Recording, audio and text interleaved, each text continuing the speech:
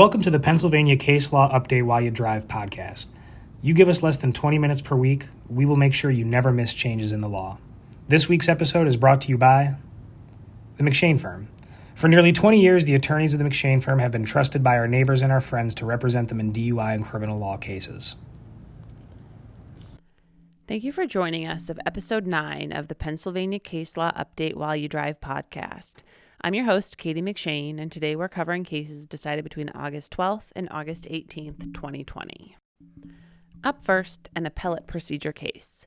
In Adams v. Erie Insurance Company, a rather convoluted procedural history resulted in the appeals being quashed as no final appealable order was issued in either case.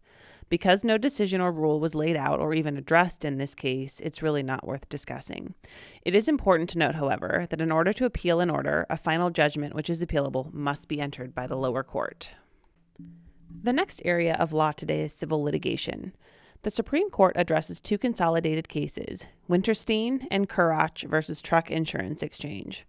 At issue is whether the insurance company must pay out general contractor overhead and expenses at the time of the loss. Both plaintiffs in this case had identical insurance policies. They both suffered water damage to their property and submitted claims. At the time of the loss, both parties were paid out the actual cash value, meaning the reasonable replacement cost less deduction for depreciation and both economic and functional obsolescence. The payment did not include any general contractor overhead and profit expenses, or the GCOP. The insurance policy specifically states that GCOP will not be paid until such a time as the repairs are actually undertaken unless state law requires it to be paid at the time of the loss. The plaintiffs contend that Pennsylvania law requires that payment be included. However, the Supreme Court, in its review of relevant case law, finds no precedent requiring the payment of GCOP prior to the repairs being done, even if it is deemed that a general contractor is necessary to complete the repairs.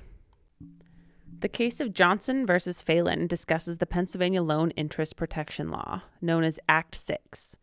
Act 6 governs residential mortgages. A residential mortgage is defined as an obligation to pay a sum in a principal amount of $50,000 or less. In 2002, the Johnsons took out a mortgage in the amount of $74,000, above the $50,000 threshold. In 2008, Act 6 was revised to increase the principal amount ceiling to $217,873, an amount that is automatically adjusted for inflation annually. In 2009, the Johnsons defaulted on their mortgage. The Johnsons argue that they are entitled to relief under Act 6 because at the time they defaulted, their principal amount was below the ceiling as defined by Act 6. The court held, however, that the 2008 change in the law was not retroactive and the controlling law was what was in place at the time the mortgage was executed. As the principal ceiling of Act 6 in 2002 when the mortgage was executed was $50,000 and the Johnsons' mortgage was for $74,000, they were not entitled to relief. Next up, we address several criminal law cases. First, in Commonwealth v. Bagnall, the court determines whether the Office of the Attorney General, the OAG, violated the due process rights of the defendant by failing to disclose a cooperation agreement between the DA's office and a key witness at the defendant's trial. During the course of the litigation, defendant had requested on multiple occasions any materials related to the existence of any consideration of agreement that was given to the witness in exchange for testifying. The DA's office never provided any documentation. The OAG eventually took over the prosecution as the result of a conflict between defense counsel and the district attorney's office. The OAG repeatedly stated that there was no agreement made and there was therefore nothing to turn over at the trial. During the trial, the witness testified that there was no consideration being given to him in exchange for his cooperation. Following his trial, transcripts of the witness's criminal plea was obtained by defense counsel and a post-sentence motion was filed. The transcript indicated that the witness was being given a mitigated range sentence due to his cooperation. The witness's public defender at the time testified at the post-sentence motion hearing that the cooperation was referring to testifying at the defendant's trial. The Supreme Court held that the defendant had established the elements of a Brady violation. 1, the evidence at issue is favorable to the accused because it impeaches the credibility of the key witness. 2, the prosecution had suppressed the evidence either willfully or inadvertently. The court found that though it may not be willful, the OAG was imputed with all the knowledge of the district attorney as a promise made by one prosecuting attorney must be attributed to the government as a whole, regardless of which entity is prosecuting. And 3, that the evidence was material. As the court found that there was a violation of Brady, defendant is entitled to a new trial. The Case of Commonwealth versus Nevels addresses whether the statute criminalizing retaliation against witnesses applies only to witnesses in civil litigation. The statute, as amended in 2000, reads as follows. A person commits an offense if he harms another by unlawful act or engages in a course of conduct or repeatedly commits acts which threaten another party in retaliation for anything lawfully done in the capacity of witness, victim, or a party in a civil matter. Prior to the year 2000, the statute only protected witnesses and victims.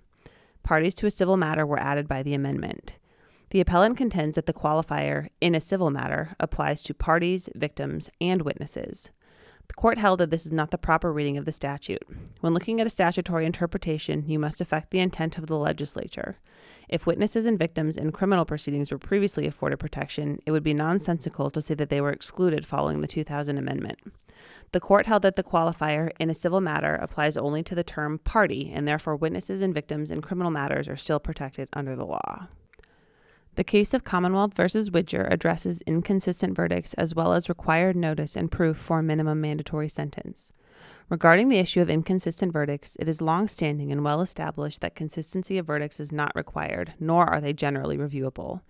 Inconsistent verdicts can be based on any number of factors addressed during jury deliberations, which the court will not generally review.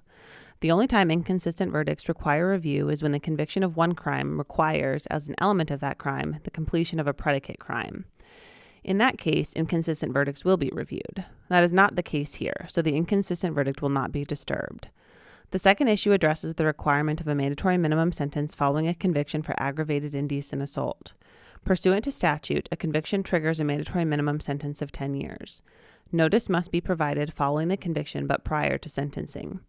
The court evaluated the statute and found that it does not violate the rules laid out by the Hallinan court. In Hallinan, the court found that any fact which increases the penalty or imposes a mandatory minimum sentence must be found by a jury by proof beyond a reasonable doubt.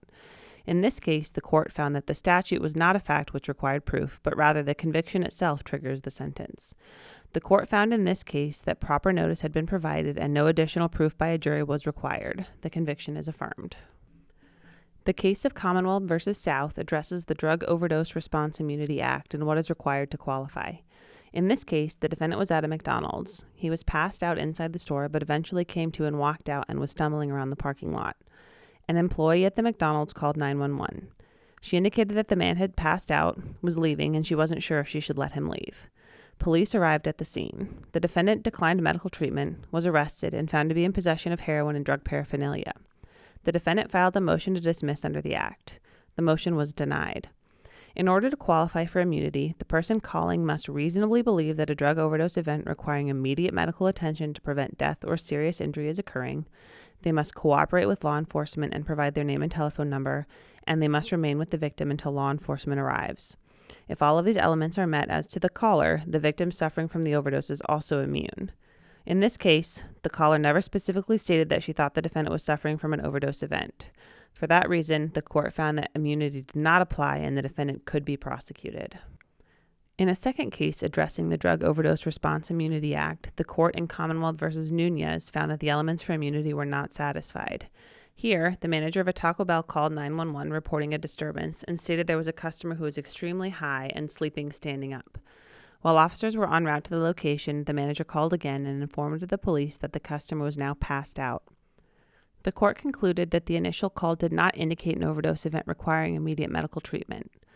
The court also concluded that while the second call did indicate a possible overdose, immunity did not apply because the officers had learned of the disturbance from the previous call. Finally, the court concluded that there was no evidence that the caller remained with the person overdosing while awaiting law enforcement. For those reasons, the court held that the defendant did not establish that he was entitled to immunity under the Act. The Case of Commonwealth versus Meehan discusses when an attorney can be held in contempt of court. The underlying facts show that Attorney Meehan, when upset with the ruling of a magisterial district judge, made some snide remarks and disruption in the courtroom. He was held in contempt. In his appeal, he addressed each of the subsections of the attempt statute. The court found that an attorney could not be punished under subsection 1 because case law has established that an attorney is not considered an officer of the court for purposes of the contempt statute. The same rule applies to subsection 2. Subsection 3 requires that 4 elements must be established. 1. Misconduct. 2. In the presence of the court. 3. Committed with the intent to obstruct the proceedings. And 4. That obstructs the administration of justice. The court found that the first three elements were established, but because the disruption in the court was very brief, there was no obstruction to the administration of justice. The contempt finding is overturned. Commonwealth v. Risoldi is a case involving insurance fraud and theft by deception charges following a house fire. Risoldi raises a number of claims in her appeal, which can be read in the full case, which is linked in the case notes, but the primary issue addressed by the court is the calculation of restitution. The very brief facts are that there was a fire at the Risoldi residence. It was stipulated that the fire was accidental, and there was no dispute that the fire resulted in damage to the residence. The insurance fraud and theft claims were surrounding claims made for missing jewelry and drapes damaged in the home. Following the trial, the court awarded over $10 million in restitution to be paid to the insurance company for amounts paid out for the claims. The court held that restitution can only be ordered when there is a direct nexus between the restitution ordered and the crime for which the defendant was convicted. Because some of the damage, and therefore the payout, was not related to the crimes for which Risoldi was convicted, the court could not order restitution as to those amounts. The case was remanded to be resentenced as to the restitution amount only. The restitution should reflect the insurance company's loss only for the specific insurance fraud and theft by deception charges for which Risoldi was convicted.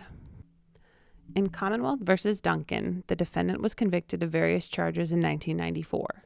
He was sentenced to 4 to 10 years of incarceration and was released from prison in 2004. On the eve of his release, he was notified that he would be required to register as a sex offender pursuant to Megan's Law, even though the provisions which required him to register were not in existence at the time he committed the crime. In 2019, the defendant filed a writ of error coram nobis, which was treated as a PCRA petition and was dismissed as untimely, with no exception to the 1-year time bar. However, in the Lacombe case issued just last month, the court found that a PCRA petition is not the sole remedy for which a person can seek relief from the requirements to register as a sex offender. The court remanded the case to the trial court to consider the defendant's writ of error coram nobis. We will be right back after a brief note from our sponsors. This segment of Pennsylvania Case Law While You Drive podcast is sponsored by the McShane Firm. The McShane Firm is Pennsylvania's largest and best DUI and criminal law firm. Their mission is simple: make sure the presumed to be innocent remain innocent. Welcome back. We will next take a look at a medical malpractice case. AA versus Glicken is an appeal of a doctor's motion to seal a petition to approve a minor settlement agreement in a medical malpractice case. The underlying facts of the case are that a minor was injured by Dr. Glicken during a routine circumcision. The parties reached a settlement agreement.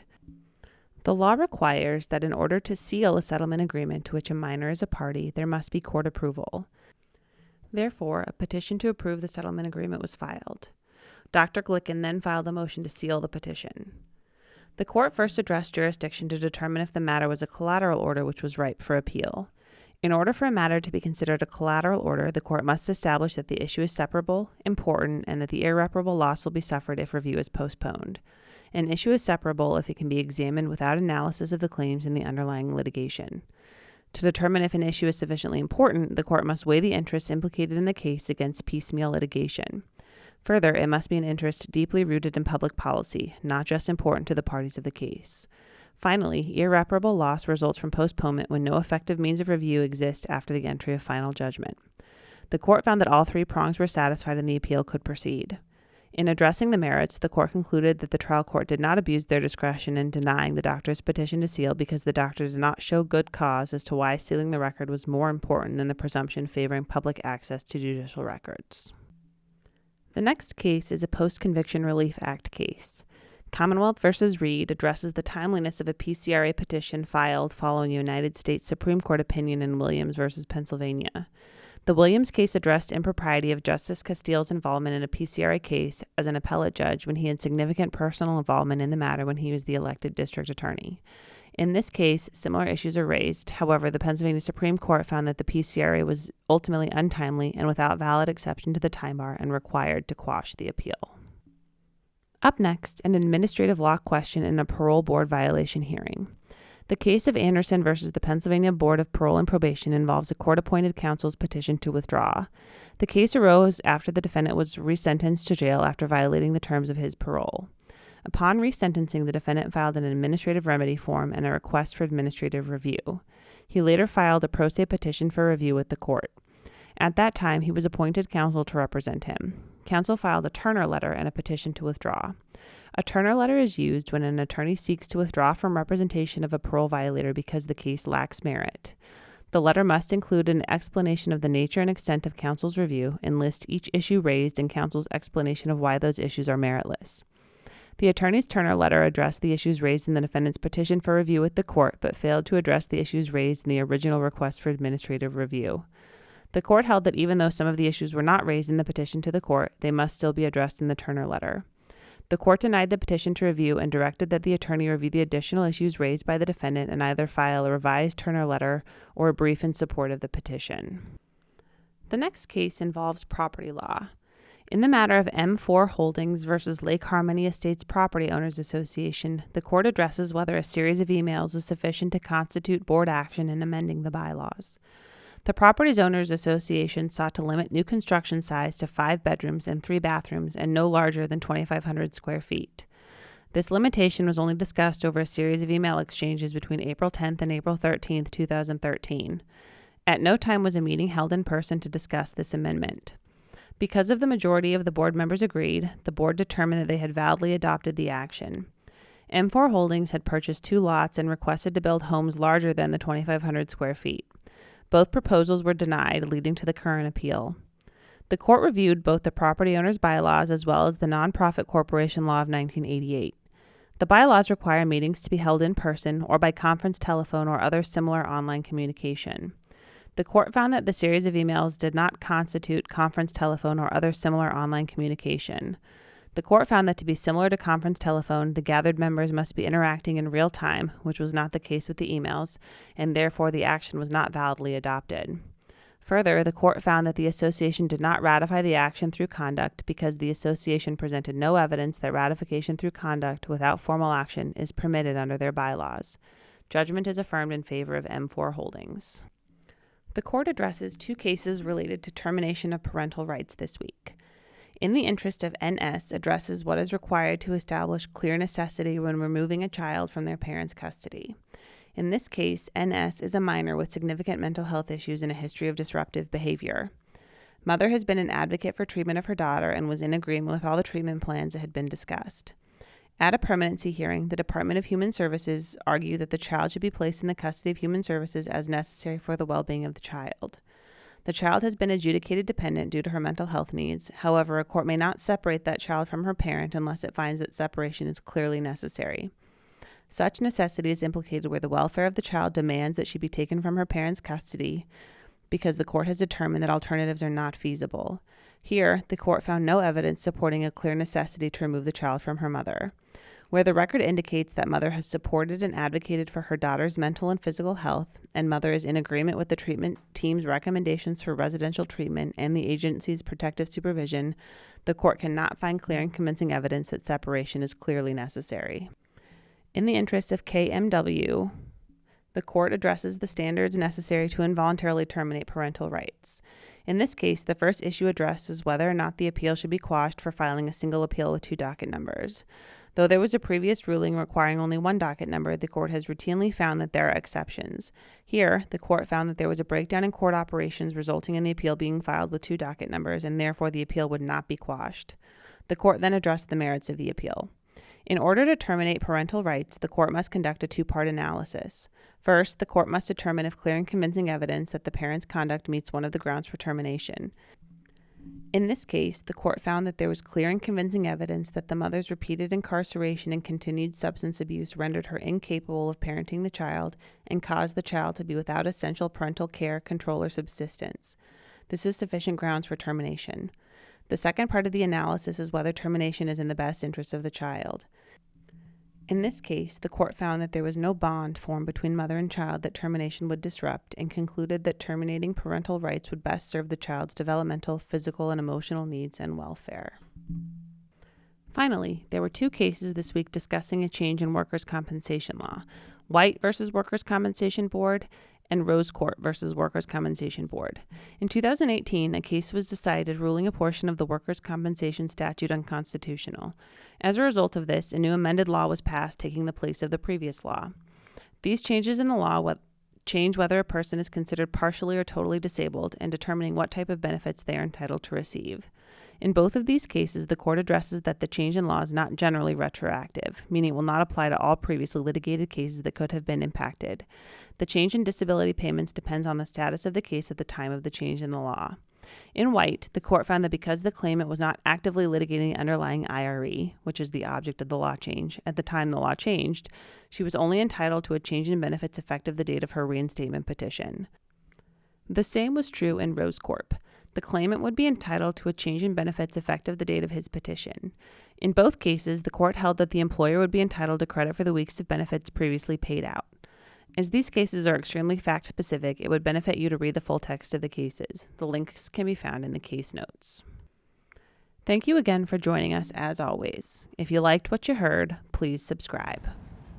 Thank you for listening to the Pennsylvania Case Law Update While You Drive podcast. Be sure to subscribe to this podcast and our YouTube channel to make sure that you are always in the know when it comes to important changes in Pennsylvania case law. We want to thank this week's sponsor, the McShane Firm. The McShane Firm is a central Pennsylvania fixture when it comes to DUI and criminal defense.